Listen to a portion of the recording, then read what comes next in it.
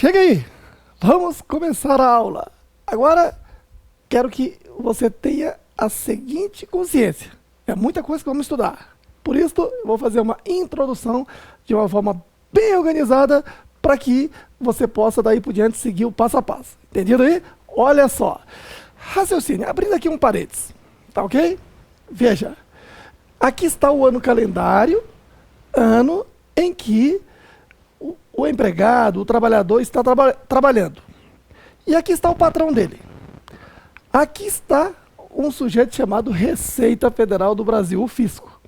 Certo aí? O ano seguinte, o ano em que nós estamos agora, o ano de 2017, é o exercício financeiro.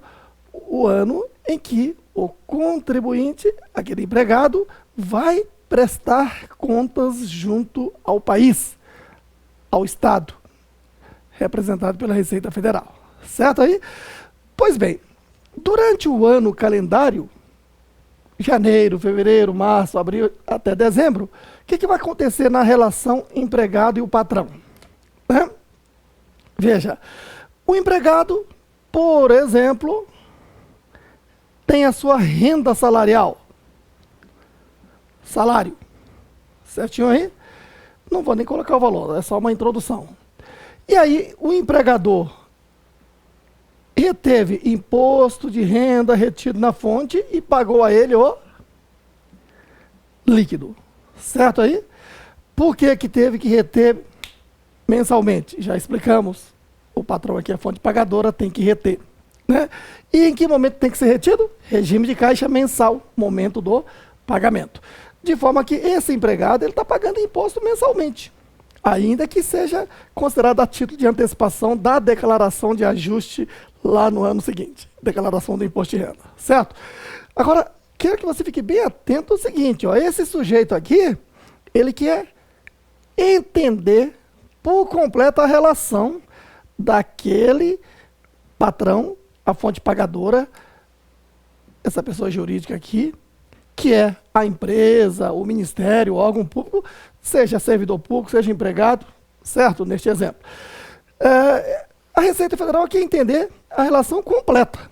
Para isso, está tudo programado. Então, o que acontece? A empresa, o patrão, retém esse imposto, não é isso? E o recolhe junto ao banco, e o banco repassa isso ao Tesouro Nacional do Brasil. Certinho? Beleza. E quem vai ficar de olho fiscalizando todo esse processo é a Receita Federal. Certo? E o que acontece? A gente está falando em declaração de imposto de renda da pessoa física, mas antes da declaração, por isto, a importância desse curso. Não basta sentar e começar a fazer a sua declaração. Tem que saber o antes, o que está acontecendo, para você ter consciência. Veja, a Receita Federal do Brasil, representando o país aí no campo fiscal, né? Então nós temos a lei tributária. Regulamento do Imposto de Renda, decreto 3.000, que está tendo seu material, teremos a oportunidade de tratar do assunto mais adiante. Agora, olha só. A lei, o regulamento do imposto de renda, determina o quê? Que o patrão sempre dedure o empregado à Receita Federal. Como assim? O empregado não vai ter que declarar o imposto de renda? Assim, esse empregado aqui, né, vai ter que, aqui no dia 31 de dezembro de 2016, preparar a sua declaração do imposto de renda da pessoa física e transmiti-lo até o último dia útil de abril do ano seguinte, no caso 2017, esse ano vai cair no dia 28 de abril de 2017. Certo? Então veja que o empregado trabalha o ano calendário e tem um imposto retido. E tem a renda. Ele vai somar tudo isso, trazer aqui para a declaração e fazer o cálculo anual, abater o que foi retido e verificar se tem imposto a pagar ou a restituir, declarando até 28 de abril. Certo? Mas a Receita Federal não é boba. O que acontece? Ela, para poder acreditar que o empregado declarou tudo certinho, ela exige que o patrão, a empresa, prepare a declaração de imposto retido na fonte, a DIRF. Nessa DIRF aqui, a empresa deve dedurar por assim dizer, né? Apresentar ao fisco até quando? Né? Antes de iniciar a declaração. Geralmente é início de fevereiro até mais ou menos dia 15. Esse ano teve um atraso, né? Então vai ser até o final de fevereiro. Então, digamos, 28 de fevereiro de 2017, as empresas, então, apresentaram a DIRF. Por que isso significa dedurar, que eu estou dizendo? Nessa DIRF aqui, a empresa vai dizer o nome e demais dados de quem ela teve a relação, né, de patrão-empregado, e dizer quanto que reteve de imposto de renda na fonte, quanto que a pessoa recebeu de renda de salário, horas extras, adicionais noturno, periculosidade, insalubridade, mês a mês, portanto, bem detalhadinho, e apresenta ao fisco. Certo aí? Então, a Receita Federal, antes de receber a declaração do imposto de renda do empregado, já recebeu a DIRF do patrão do empregado. Certo aí? Por assim dizer. E assim, então, é que a Receita Federal sabe que, por exemplo, em 2017, 28.300.000 pessoas vão ter que apresentar a declaração. Certo aí? E que, né, toda uma estatística está preparada. De forma que, por exemplo, se você é empregado, for declarar o imposto de renda e tem assinatura digital, por meio da assinatura digital, quando você importa a declaração do ano anterior e vai iniciar o de 2017, você vai se surpreender. Por quê? Porque a Receita Federal já facilitou a sua vida. A Receita Federal já recebeu essas informações e já traz na declaração, já entrega a você uma declaração pré-preenchida. Já vem lá com essa renda, seu nome é tal, CPF tal, né? O seu patrão já nos dedurou de que você recebeu esse salário mês a mês, que dá um total anual, que você teve esse imposto retido mês a mês, que dá um total, enfim, ele já adiantou o seu trabalho, você só tem que complementar demais dados e confirmar que estão corretos e transmitir a declaração, facilitou a sua vida. Então, com isso, você está percebendo que a Receita Federal tem um controle completo do contribuinte. Então, não vale a pena sonegar. Vale a pena, sim, aprender direitinho todo o processo da legislação tributária, na prática, como isso acontece no ano calendário, para, na hora de transmitir a declaração, você ter a consciência do que está sendo feito. Certo? Olha, aqui eu dei uma rápida explicação, mas agora vamos generalizar. Veja, falei primeiramente de que quem tem assinatura digital, hoje, né, os profissionais de contabilidade têm, de advocacia têm, empresários têm. Então, né, qualquer pessoa pode fazer assinatura digital e, claro, via de regra não é obrigatório. Mas quem tem assinatura digital, quando vai declarar 2017 e coloca o seu CPF, já vai se surpreender com essas informações já pré-preenchidas.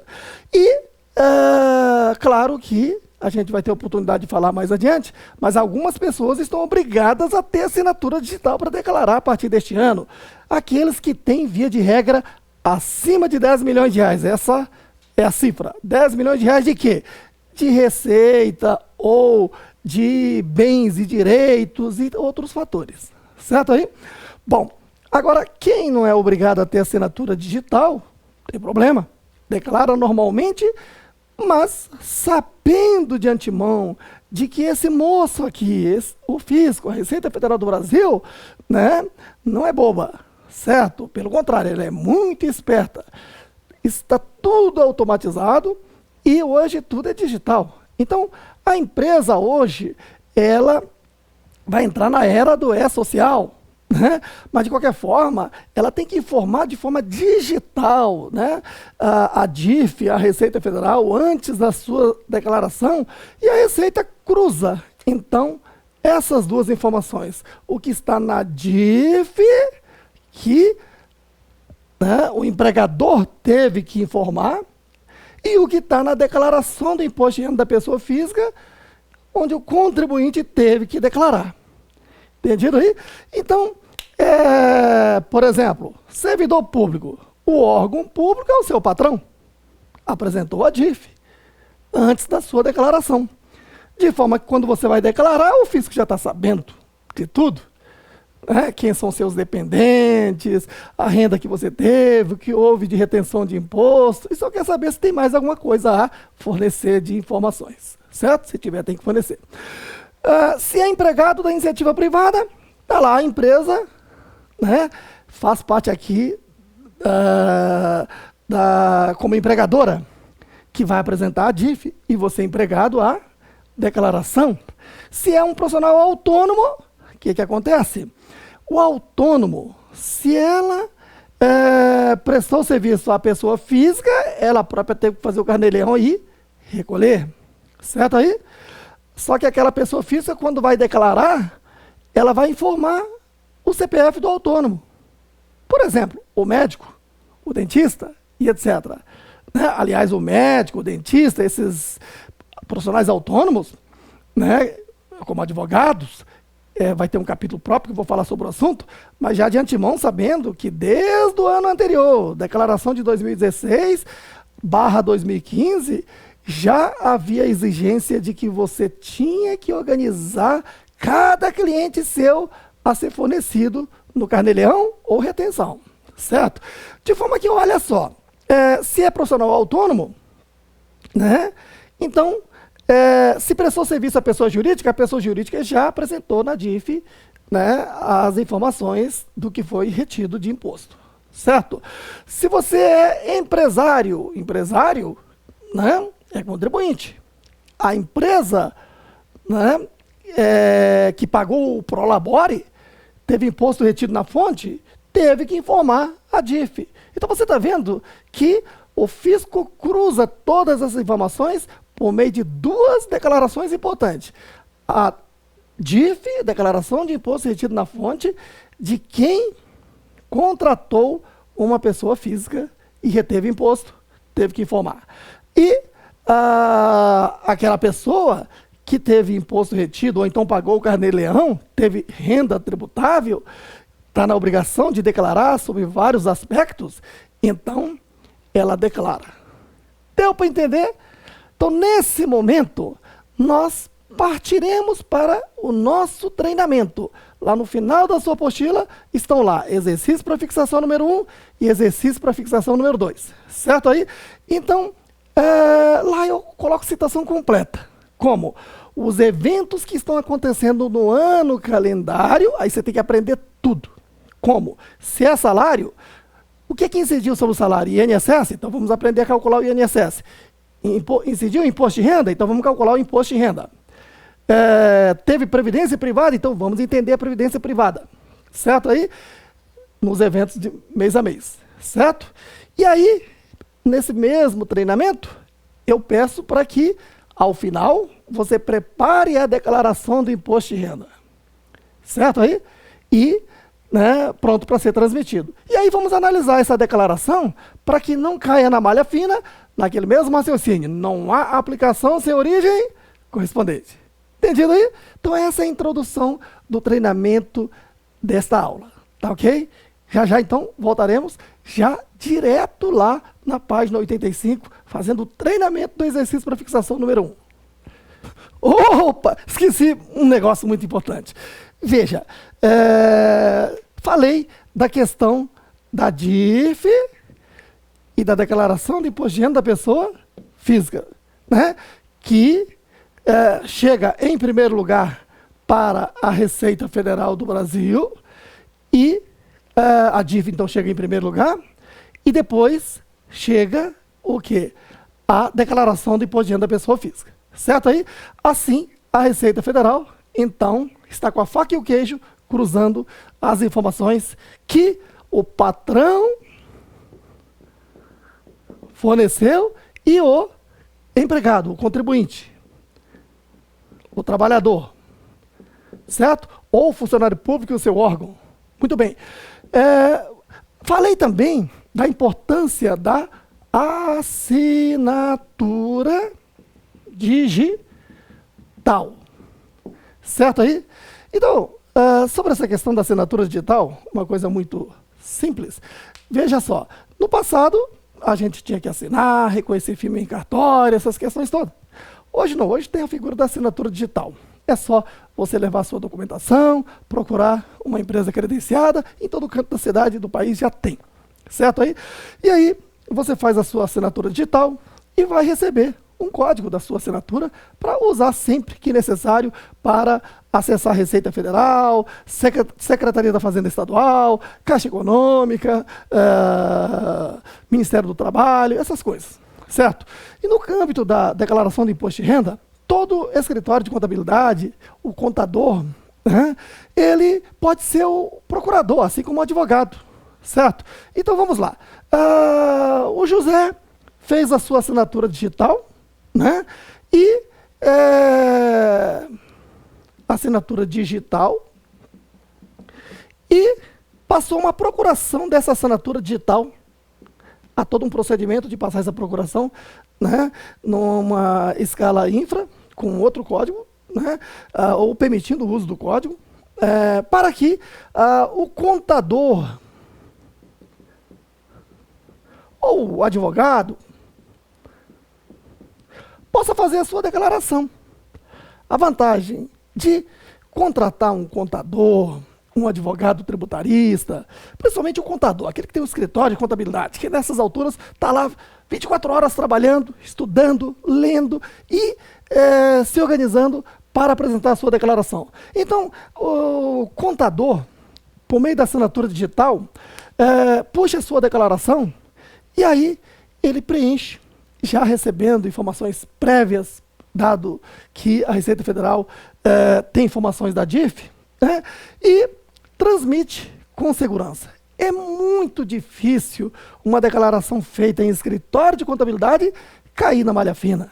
Por isso, fica aqui a minha recomendação. Se você não sabe fazer uma declaração, não fique lá sentando no computador e fornecendo dados, transmitindo a escuridão e não conseguir mais dormir, colocar a cabeça no travesseiro com aquele pensamento, será que eu vou cair na malha fina? Olha, para que perder tempo? Não brinque com a Receita Federal. Pode custar muito caro. E mais, às vezes a pessoa incorre num crime tributário até por ingenuidade. Não cabe ingenuidade. A lei não espera quem dorme. Por isso, fica aqui a minha recomendação. Ou você faz esse curso direitinho, treina, se habilita a fazer a declaração perfeitamente, ou então contrate um escritório de contabilidade, um escritório de advocacia, né? Vai sair barato. Às vezes as pessoas dizem, é caro. Caro é aquilo que não tem retorno. Por exemplo, nosso governo é caro. Você paga tributo e não tem retorno. Mas um escritório de contabilidade, um escritório de advocacia é a segurança de quem quer ter a restituição no tempo mais breve possível, a restituição líquida e certa, ou de que declarou certo e que a Receita Federal não vai poder sair atrás de você, atrapalhando a sua própria viagem, próxima viagem para o exterior, por exemplo. Né? Porque esses probleminhas podem atrapalhar até mesmo você tomar posse num concurso público que você passou, por uma série de fatores que isso pode levar a um embrólio. Tá ok? Isso pode atrapalhar você ser empreendedor, abrir uma empresa. Então, veja, não vale a pena se enrolar perante a Receita Federal. Fica aqui o meu clamor como contador. Eu sou um amante da contabilidade, sou um amante da legislação tributária, mas eu sou professor. e sou uma pessoa que estudo para estar instruindo a todos. Mas não posso deixar de registrar aqui a importância de contratar um contador para declarar o imposto de renda. Tá ok? Até a próxima. Fique com Deus.